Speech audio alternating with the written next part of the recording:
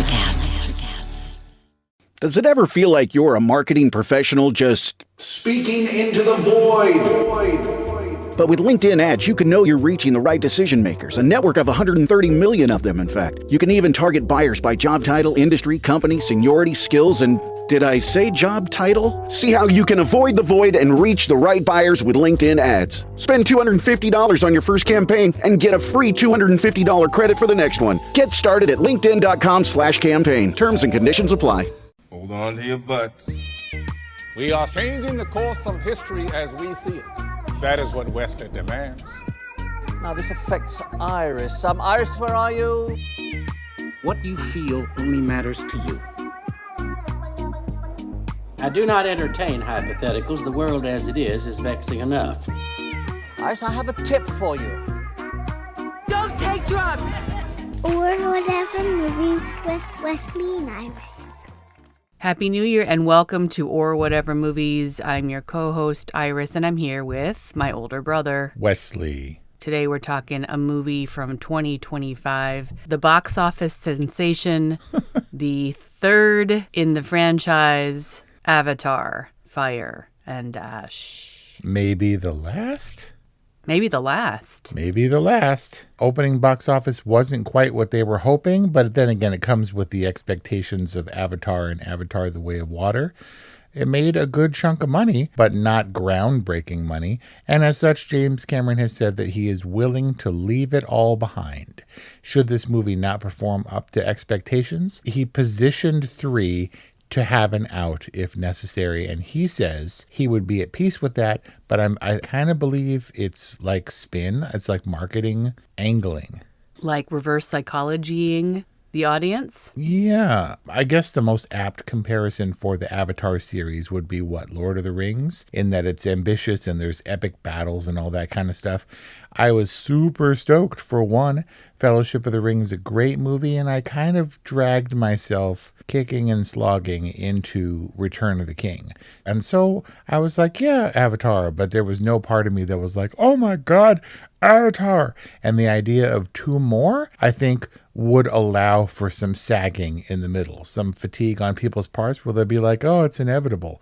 But maybe if this is the last one, people will show up and think that they can conclude this journey for those that are feeling some apathy, some atrophy, a little bit of hesitation. Would Fire and Ash have been a satisfying conclusion for you for the Avatar franchise? Not for me. The main criticism is kind of like The Force Awakens in that they retread the water kind of air-based battle against the colonizers or whatever from the second one. Indeed, Turok Makto does the same thing where he grabs one of the gunships with its claws and swings it around and hurls it into another gunship. And people are like, we've seen this before. And having just a little bit of distance, a few days from Avatar, Fire and Ash now, I'm struggling to remember the one thing. And I was like, that was awesome. I don't know what that is. There was one thing that was awesome that was also totally unnecessary. And that was the kamikaze firebomber when they're raiding the traders, the wind traders. Yeah. So the fire queen, what's her name? Ashley.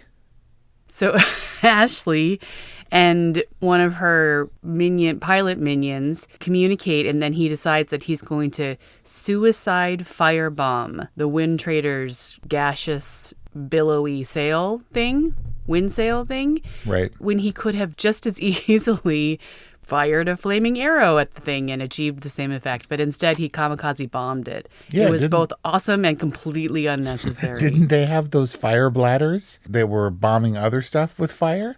They had those giant water balloons that rained fire from above. Oh, right. Yeah. But they jumped down and they were stabbing it with their toothpicks to try to let some air out. And yeah, they could have bombed it Hindenburg style once and for all.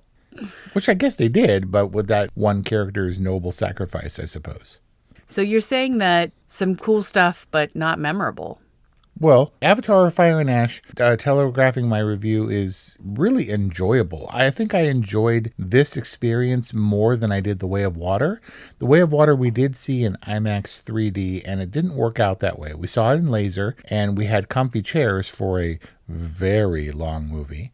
But I remember lots of stuff and I had fun, but I also went with someone who took 15 seconds into this movie, saw the frame rate and was like, what the hell is this? And struggled with that smoothness the entire time. That's weird for you not to name this. Who is this mystery person? It's Kelly Ray. Oh. But we haven't seen a movie in high frame rate or what they're calling variable frame rate since The Hobbit, where she also had a visceral reaction. But it's also the single innovation, because even 3D as a concept was enacted 100 years ago. Higher frame rate is really the only film innovation in over 100 years. And a couple big directors have tried it, and I don't think it's sticking very well. So the variable frame rate was meant to help with the action scenes, which I think it does. And then I guess it was supposed to change, but Kelly theorized that it was more because my understanding is this was also filmed. Did you see it in 3D? Yep. So Cameron and Pace developed the Cameron Pace Fusion camera system, and I believe filmed this thing in 3D. So was there a smoothing, gross depth of field thing that happens when you kind of reverse that process and you flatten the image? But it didn't make her feel sick or woozy. No, because the smooth action is meant to ease that, but more distracting, I think, than effective. I think if they had just gone 24 frames, traditional cinema, that's easy on the eyes and not distracting to the brain, it would have been just as, if not more effective. So you're saying that you enjoyed watching Fire and Ash more than you enjoyed watching Way of Water, but you were distracted by the frame rate, the variable frame rate. I was distracted, but not during the action sequences and stuff. It's just when it looked strange in a typical setting. But I'm trying to pin down why it was, I think, a more enjoyable experience. Well, maybe the ick that you were feeling was just Giovanni Ribisi's reprisal. Giovanni Ribisi as a person, as a character, no, as an actor? I like Giovanni Ribisi, but his performance could have been copied and pasted, and it just is icky all the time. Nothing against him. It's more of just the retreading of Avatar overall. I had a similar experience where I was so aware of the repeat beats, the meanderingness of this storyline, and yet maybe 2/3 the way through, I was so thoroughly immersed in the world that I kind of didn't want it to end, despite it being so long. And maybe was glad that it was so long. It was a weird feeling, like a little bit bored, but I was like kind of lulled into just this immersive experience. Yeah, but for fun, don't you watch Dune at 0.5 speed all the way through, top to bottom, Dune 1, Dune 2? Ain't nobody got time for that. This incredibly long epic, it makes it seem like for these kinds of heady sci-fi movies, you are the expert. And as such, we're going to conduct the remainder of this discussion interview style. What was Colonel Quaritch's motivation in Avatar 3, Fire and Ash? The same that it was in 1 and 2, power. Was it power? Was it revenge for them blowing him out? Maybe a little touch of lust. And yet he had this really strange scene with Spider in the containment cell. Yeah, hamburger scene. I was so confused. Was that supposed to be manipulation on Quaritch's part? Or did he just suddenly become cuddly teddy bear dad for a minute? Was it just like a lapse, like a glitch in his character setting as an avatar? Like, what was that? Several attempts to humanize, Quaritch in this movie, to make him relatable. He teamed up with Jake Sully how many times? Like 3 times? And so they tried it, but then he was still like, I'll kill everybody, Sully. You better get out here, kind of thing. And boning Ashley and stuff. I think it was sincere because when it came down to his life, in the middle of his opportunity for redemption or revenge, he did the Indiana Jones slide to save Cockroach before he went over the edge. Like, that was legitimate, I don't know, love, care. Heroism? Right. For his son, resulting in a Goonies-style cliffhanger, which was not the cliffhanger that should have ended this movie, I think, if you're going to drive people back to the theaters for Avatar 4, the Dank Underground, or whatever they're going to call it. I think he cared. I don't think I cared, or we necessarily were caught up in caring, but James Cameron cares and wants Cockroach positioned as not the kid who's going to die from a mask malfunction. but rather to take his place at the side with the elders, Awa adjacent. By cockroach, of course, he means spider. And he was the stakes of Avatar Fire and Ash. He almost dies how many times? Right. They had to keep that dumb character around for a reason. It's not my issue with Avatar. My issue is all I have is my faith. And Neytiri being an emo lump like Noah Jupe in A Quiet Place 2, basically the entire movie. But she shares that in common with her adoptive daughter. The Sigourney Weaver one. Kitty. Yeah. Spiritual. Yeah, I don't care. I didn't care about Awa in part 1. I didn't care in Awa part 2. I mean, Awa heard you in the first one and the second one. And now Awa again comes to the rescue when she unleashes the March of the Penguins. I don't care. Is it because you don't care because the faith theme doesn't move you, or because it's just a repeat beat? It's from Avatars 1 and 2. It's the Force. Yes, all of those things. It's the Deus Ex Machina moment of all the Avatars. Right. And this wasn't just like another chapter somewhere along the line 5 years later. This is Karate Kid 2 style. Neytiri still has the stitches in, or somebody. Sully is preparing for the attack. They retreated, they regrouped, and now there's gonna be a second wave of attack. The mourning period for the kid is still not over. Like, we're jumping right back into it, but it feels like we're supposed to hit the ground running, and it's more like we're tired and being forced to, on your feet, soldier, and we're back in the fray, even though we've lost the sight of what we're fighting for. It seems weird, given that we get one of these movies like once every 7 years, to say that I have Avatar fatigue. That's weird, right? Well, I'm trying to think of how much Avatar there is in between. There was the documentary, Pandora at Disney's Animal Kingdom. It's not like it fully goes away. And in that, does it still reside firmly in the heart and mind of young Paloma?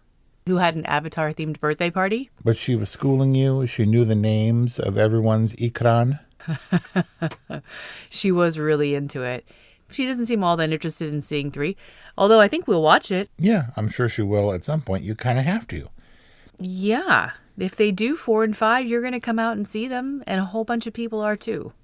James Cameron said that Pandora, because obviously it was the Pandorans or the Na'vi against the humans, and he never showed the bad part. And so he brought in the Ashies, who were inevitably, even though their appearance was just poorly timed to coincide with the resurgence of the reemergence of Quaritch, they didn't have anything to do with each other initially, right? He didn't call forth the Ash people to aid him in his quest. Mm-mm. And so we got a different part of Pandora, which I suppose is still world building. I wonder if it felt convenient to you. Like when Monkey or whatever had Ashley in his sights, you shoot her. Yes. Kill her. They wouldn't have even known what the projectiles were, where they were coming from. He could have taken out half of them, but didn't. Yeah. I think the 3rd or 4th time that she gets away, I was so thoroughly annoyed. I think it was when Neytiri has her hair in her hand, where I was just like, come on, do it already. Like, you know that no matter what you do, no matter what mercy you show, she's not going away. She's going to continue to be a threat and menace until she kills people, namely your family. Prime's exclusive wildcard playoff game is Saturday night. Jordan Love and the Packers take on Caleb Williams and the Bears. Not a Prime member? Sign up for a 30-day free trial to stream the game. That's going to be caught for the touchdown. NFC North rivals square off in the latest chapter of the NFL's oldest feud. The Packers and Bears in Prime's exclusive wildcard playoff game. Saturday, 7:30 p.m. Eastern. Only on Prime. Sign up for a 30-day free trial today. Restrictions apply. See Amazon.com/Amazon Prime for details. The new year brings new health goals and wealth goals. Protecting your identity is an important step. Your info is in endless places that could expose you to identity theft, leading to lost funds. LifeLock monitors millions of data points per second. If your identity is stolen, our restoration specialists will fix it, guaranteed, or your money back. Resolve to make identity health and wealth part of your New Year's goals with LifeLock. Save up to 40% your first year. Visit LifeLock.com/podcast. Terms apply. So did it muddy the waters a little bit Get it? The waters, because Avatar, the way of water. I guess ash isn't really mud. More fire. It wasn't the human element anymore. And there was Quaritch team-ups to where it was difficult to know who to root for. And is that the point? In an Empire Strikes Back way, are we meant to blur the lines between good and evil for a more realistic, I suppose, worldly experience? I think when you approach the Avatar franchise languidly and like a series, like I imagine the writers in the writer's room did, they spent time in these nuances, I think, hoping that there would be more dynamic character interaction, and then kind of got a little lazy about the action set pieces. It appeared that the writers approached this from a series standpoint where they wanted to create some complex character dynamics. So I guess in short, to answer your question, yes, I think that was kind of the point, but I may have preferred they put their focus on innovating the action pieces, which is what we're coming to see in 3D and laser and everything else anyway. I suppose, but I felt the shock and awe. I felt the wonder in Avatar when Quaritch brought down Home Tree, just by sheer force of might. Like all the ancient and the legends, he's like, shoot it with guns, and that giant tree fell. I was like, whoa. And in the Hanging Gardens of Babylon or whatever, when they were firing and they had the gunships against the Ikran, I was like, whoa. And less so. And I wonder it's because it was muddied by Ashley and team showing up, and it was more flying, and there were machine guns, but it wasn't like the military might that Quaritch possessed. They had the silly crab fighters, swimmers or whatever, but there wasn't like the alien queen versus Ripley in the mecha suit. And so, yes, I mean, of course, we're here for the battle scenes and it's cool, but we didn't see anything new. And I personally feel we didn't see anything awe-inspiring. And besides that, like, I wasn't like majestic, free Willy, life of Pi when the ocean came to their rescue in the second one. Or whatever. And yet I wasn't really bored. I wasn't wandering. I was paying attention. It was like a steady hum of activity. Maybe we're not giving enough credit or paying enough attention to what was supposed to be awe-inspiring about this. Probably because it was a little bit cluttered, as opposed to giving the whale council the kind of white space around it might need for it to really to stand out. It was just kind of in there amongst so many action set pieces. But that was supposed to be cool when all of the sea creatures kind of emerge monolithically from the ocean and they're communicating and stuff. That's supposed to be really cool. I feel bad because I don't know how many kids the Sullys have. Remember when Jake tried to appeal to Quaritch by saying, you don't know, once we all get to fighting, who are they going to shoot? We all look the same, right? And I was like, ooh, because I don't know who's who. That the Whale King, like Free Willy, I don't know what his name is. When they showed the two, I was like, look, it's Na'vi having fun. Oh, that's the dead one. What's his name? I don't know. I don't remember. So they're supposed to be important and stakes and stuff, but you don't care? It must be that I don't care, because I certainly don't hate. It's just James Cameron is in his head and he's having fun world building, and he's like, look, I have all the pieces in place. It's not my fault. You can't tell anybody apart and thus don't care. Well, let's see. Do the fanboys and girls care? Do those people exist? Are there fan conventioners who dress up like Na'vi every year? How many kids do the Sullys Stop it. have? 4 kids. 2 sons. What? 1 died. Does this include adopted kids and reincarnated kids and cockroach kids? They have 2 sons. 2 sons, 1 deceased, biological daughter, and adoptive daughter. Oh, and Spider. So it's 5 plus 5, including Spider. And so when we introduce Ashley and crew, they're gray colored. Like, what if you go into Avatar colorblind? They have other distinctive features. It's not colorist. Did you think at any point that Ashley was like cosplaying evil twin of Neytiri? She was more slinky. Didn't she do that at one point when she walked past and they were like, hey, baby, or whatever? Wasn't she relying on them assuming she was Ashley free to roam about? Wait, what? When Neytiri infiltrates and she's got the red on her chin, and all of Quaritch's dudes look and they're like, hey, look what we got here. Come on over here, little lady, tall lady. And she just walks past them. It's because they think she's Ashley. Well, they think she's a friendly, and by friendly, I mean an enemy or a, bad guy or whatever. Yeah, enemy of my enemy is my friend. I don't think that she thinks, I don't think that they think that she's Ashley. I think that they just think that she's a friendly. And can we please stop calling her Ashley? Okay, sorry. I don't know what her name is. Her name is Ona Chaplin playing Varang. Varang with a V. Varang. Is that the first time you've heard that name? Una Chaplin, granddaughter of Charlie Chaplin. Wait, what? Really? Yep. When Varang, so she uses her wiles. This is political strategizing. And she gives Quaritch some tail. Get it? Wow. Does Quaritch still have blue balls?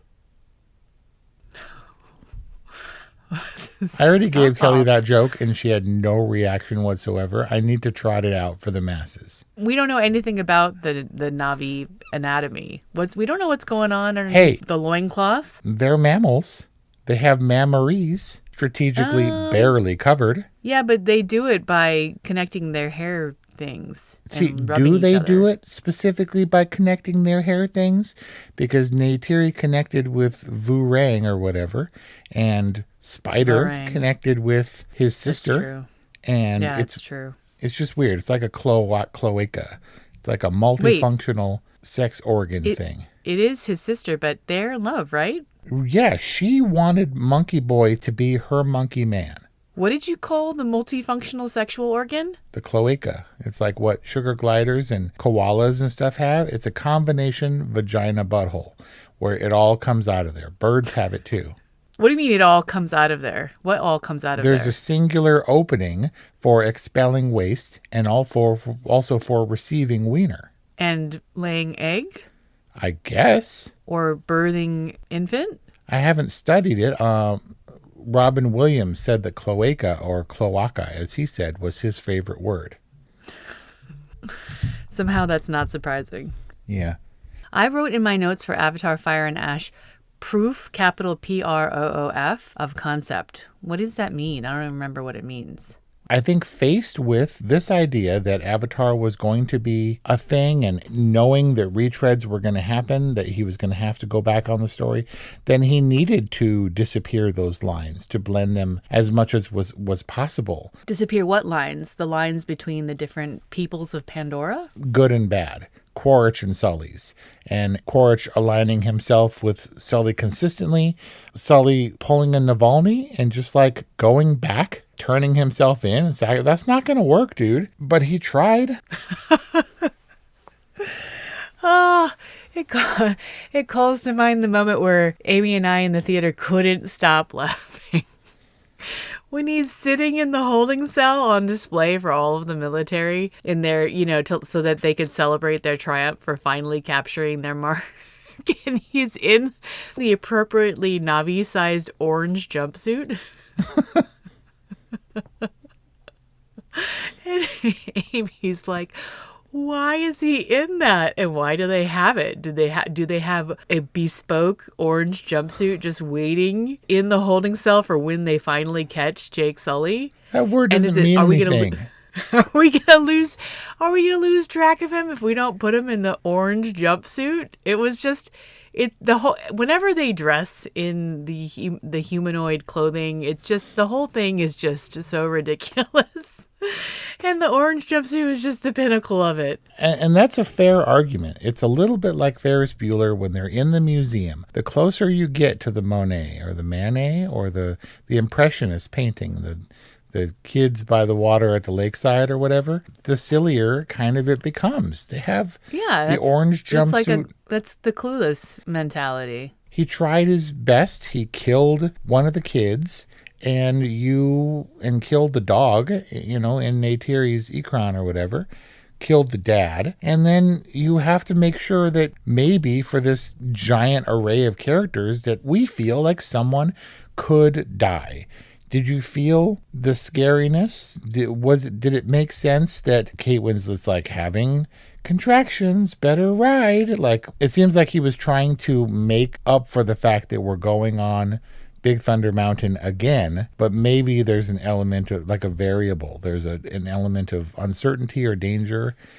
I'm not sure if it worked. But again, I'm balancing this with this feeling that Avatar Fire and Ash was really fun to watch. And like, oh, they're back on track. And I wouldn't mind seeing 4.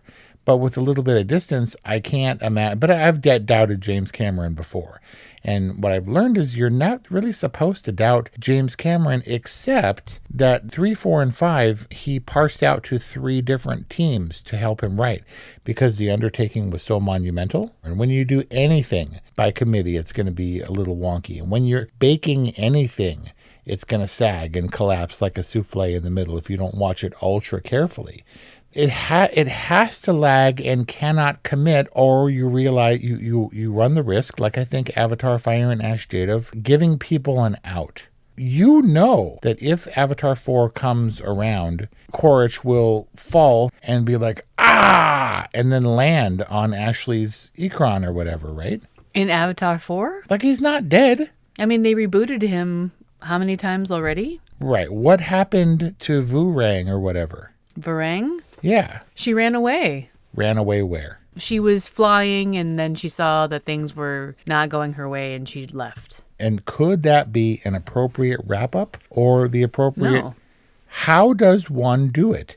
If you're at the absolute top of your game, top of Hollywood, as James Cameron, how do you do Avatar 3 and not take the hits? The expectations are high, especially box office-wise.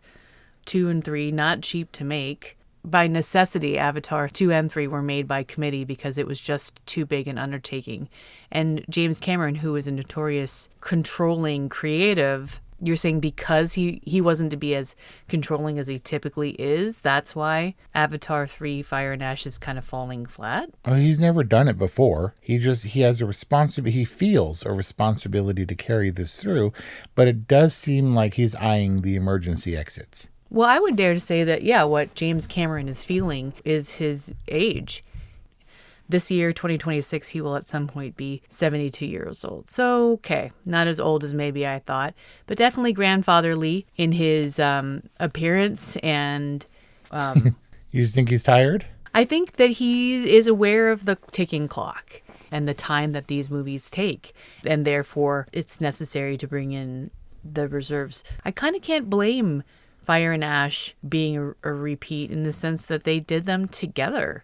There's going to be another Avatar. I wouldn't be surprised if maybe the powers that be forced James Cameron to wrap it up in another mega installation. But I think that's about all we need, unless something really changes. When he gets into the spiritualism, it gets a little bit wonky, but he's a precise, military-minded individual, where things make sense and it's very cut and dry, very crisp, even if the motivations are wrong morally or whatever.